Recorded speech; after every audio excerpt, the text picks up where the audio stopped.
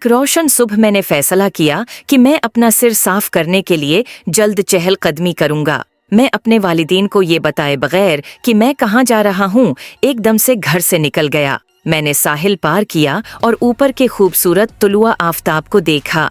मैंने उस रास्ते को अबूर किया जिसमें कहा गया था कि अंदर मत जाओ। मैंने उसे नजरअंदाज कर दिया। ये मुझे एक तारीक जंगल की तरफ ले गया। यकीनी तौर पर अब कोई खुशगवार सुबह नहीं रही।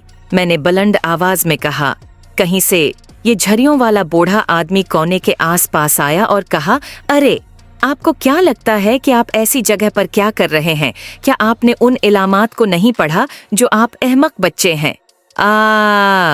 मैं चिल्लाया, यहाँ वापस आ जाओ। आदमी ने चीख कर कहा। मैं इस वक्त तक भागा जब तक मुझे मालूम न हो कि वो नहीं पकड़ेगा। मैं चलता रहा यहाँ तक कि मैं उस जंग आलूद पुराने गेट तक पहुंचा। मैंने आहिस्ता से गेट खोला और वो सिसकी जैसे ये 10 लाख साल पुराना हो। मैं चलता रहा यहाँ तक कि मैं उस अजीब घर तक पहुंचा। कोई भी सोचेगा कि ये परेशान है। मुझे 100% यकीन था कि वहाँ कोई नहीं रहता। इसकी नजर से मैं धीरे धीरे सीढ़ियां चढ़कर अंदर से देखा। स्माश खिड़की में चला गया। मैं सीढ़ियों से छलांग लगाकर भागा। मैं फिर मर गया इससे पहले कि मैं ये जानता कि कोई गैर मरी चीज मुझे घिसेट रही है। मैं न जाने कितने घंटे से बेहोश होकर उठा। मैंने अपना फोन निकाला। मुझे माँ की तरफ से 42 मिस कॉल्स आई थीं। मैं बहुत मुश्किल में था। मैं जितनी जल्दी हो सका इस जगह से निकल गया। आधे घंटे बाद मैं घर पहुंचा। तब तक सूरज चमक रहा था। मैं दरवाजे में दाखिल हुआ। माँ ने मुझे चीखना शुरू कर दिया, तुम कहाँ थे?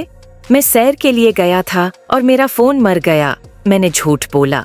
ठीक है, तुम दोबारा ऐसा मत करो, माँ ने सख्ती से कहा। मैं ऊपर गया और ये समझने के लिए ऑनलाइन तलाश किया कि जंगल में क्या हुआ है। जो चीज मुझे घसीट रही थी वो भूत थी। ये पढ़कर मैं हरकत करने से डर गया। सुबह 4:14 बजे मैं दरवाजा खटखटाने और नीचे से कुछ टूटने की आवाज पर बीदार हुआ। मैंने अपने कंबल पकड़े और डर के मारे उनके नीचे छिप गया। सिर्फ एक ही चीज जो मेरे दिमाग में गुजर रही थी वो थी भूत। मैं कसम खाता हूँ कि मुझे तकरीबन दिल का दौरा पड़ा था।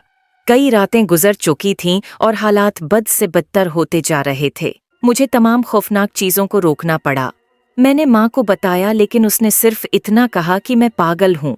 मैंने सोचा कि मैं उसे मजीद नहीं ले सकता। मैंने माँ को किसी से मिलने के लिए ले जाने के लिए कहा और उन्होंने मुझसे पूछा कि क्या मैं कहीं भी गया था जहाँ मुझे नहीं होना चाहिए था। मैंने कहा कि मुझे सिर्फ वही जगह याद है जो जंगल है। उसने वहाँ होने वाली चीज़ों की एक तारीख बयान की और यह कि मैं जिंदगी भर परेशान रहूँगा। मैं वाक़याता ये हमेशा के लिए बर्दाश्त नहीं करना चाहता था। डॉक्टर ने मशूरा दिया कि हम उस शहर से बाहर चले जाएं, तो हमने यही किया। चीज़ें इतनी बड़ी नहीं थीं। मैं वहाँ रहने का आदी हूँ। कभी कभी मैं भूल जाता हूँ। हमारा ख़ानदान कई साल तक बग़ैर किसी नुकसान के जिंदा रहा। कहानी ख़त्म।